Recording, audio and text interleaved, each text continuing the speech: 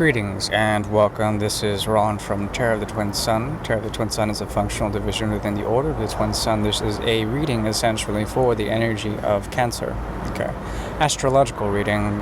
We are not going to be doing tarot for the time being. I've been very busy, so I'm going to be as quick and efficient as possible when it comes to addressing the month of October, particularly October 1st, 2022 at about 11:13 Greenwich Midtime, 11:13 p.m. Greenwich Meantime. Okay, so now the first thing that I want to address is primarily the moon, okay, which comes in a square that activates the 4th, the 6th, as well as the 10th and 12th house for the energy of Cancer, okay? Now, with this, there's an ability to understand the path to freedom, okay? I want to call it the path to freedom that has to do with addressing emotional blocks, okay?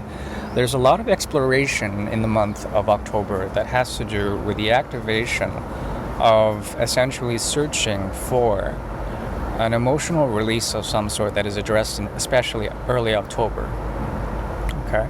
This has to do with the understanding of dreams that have come to pass that have not yet been totally sort of realized. It has to do with the veil, okay, that sort of drapes over with Neptune retrograde in Pisces in the 10th house.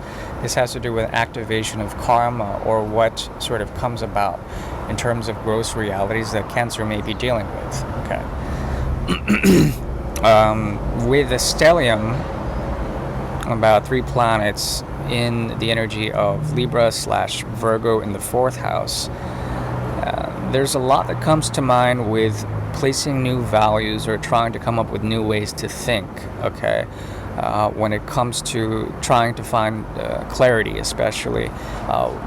Luckily, on the 1st, Mercury is in direct energy, okay, and it accentuates gross realizations when it comes to your own inner world, okay. And this is being sort of addressed in trying to see what are the blocks or the limitations in terms of your emotional explorations, how you've tried to avoid exploring emotionally and become closed off in order to preserve a sense of your value system that is intended to preserve, I would say it's a need to preserve peace at all costs, inner peace. And this is primarily a good thing, I would say, considering that you would be addressing karmas in this process that will lead to the path of freedom, the path of emancipation. Now, with Mars being in Gemini in your 12th house, there's an ability to see the dualistic nature of various options when it comes to your dreams or when it comes to your spiritual progression. And the idea here is to sort of multiply, to have at least 2 different ways or means in order to express your spiritual side in terms of progression, in terms of the path of liberation that has to do with addressing karmas that are tied to directly the path of initiation or the path of priesthood.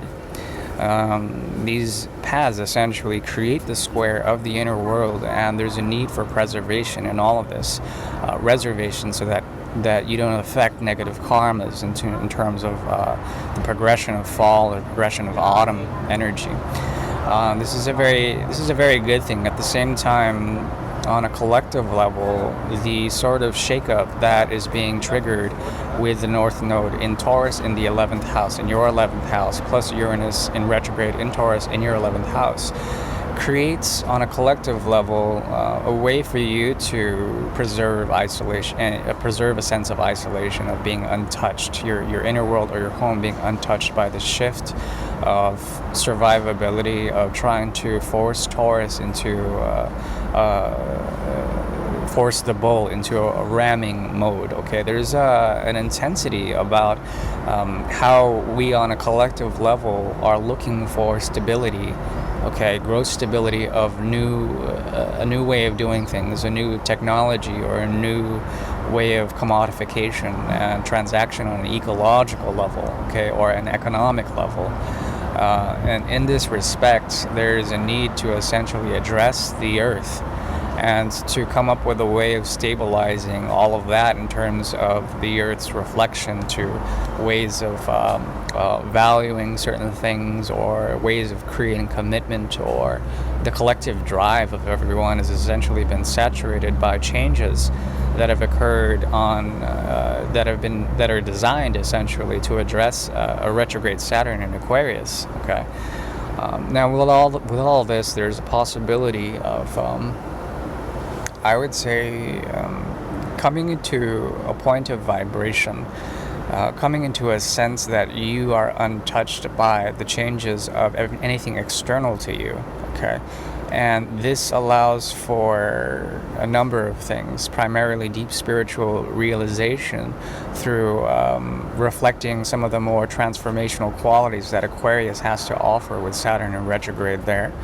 And also coming up with a way to represent your own reflection in terms of psychological or cultural evolution, and coming up with your own goals or ambitions that are designed to uplift your own inner self, your own preserved self in terms of the preservation of mind and the ethical way in which you would want to proceed. Now, in true Cancer form, the moon is actually being aspected by great opposition as well as double squares, okay? And because the moon is in Sagittarius, there is a projective nature that through the auspices of Jupiter are trying to address something and create opposition to your own abode or your own emotional body. There is a need to explore outside. At the same time, there is enough within the chalice, within oneself, that it needs to be understood that it would be an overflowing of emotions that would be toxic or not beneficial to your own spiritual evolution if you were to take them in. So it seems like you are full at the moment, or perhaps you are trying to become empty in order to bring in newness in terms of the explorations of emotional blockages that become projective in nature, that become desperate. So it's important to essentially look to the 7th house when it comes to relationships.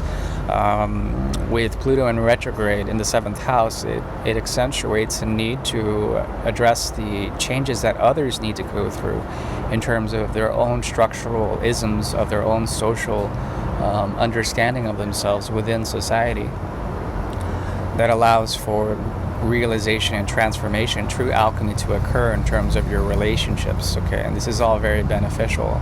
I like this because it also addresses any of the karma that occurs when it comes to collective, I would say, dreams or collective subconscious elements that need to sort of be brought to light and to be purified and cleared out in terms of their karmic resonance. So these are all very beneficial things. Lastly, when it comes to trying to understand your sense of it all, the home is actually the best reflection of the state of mind that you would be going through. So the more you purify the home, or you clean your home or your domicile, there's an ability for that to be auspicious and beneficial in terms of your own reflection of the inner world, reflecting your home space. So the idea is to purify that, to come up with an altar or a sanctuary in all of that in order to address these changes that are occurring on your path to liberation. Okay. So it's a reading that's designed around the principle of moksha, which is, liberation of the soul. But unfortunately, you have to address karmas and blocks in order to preserve a sense of self in it all. So in essence, you would have to become more selfish this month, and I give that a very +1, a big thing in my book, because it's important to address all of that. I do wish you well. This is a short and sweet sort of check-in for the month of October. I'm in the middle of a move, so I do thank you for your understanding in terms of delay or brevity in it all, but it's all for the better good in terms of my own path and how it reflects on the work I can provide for you. I do thank you. Bye-bye.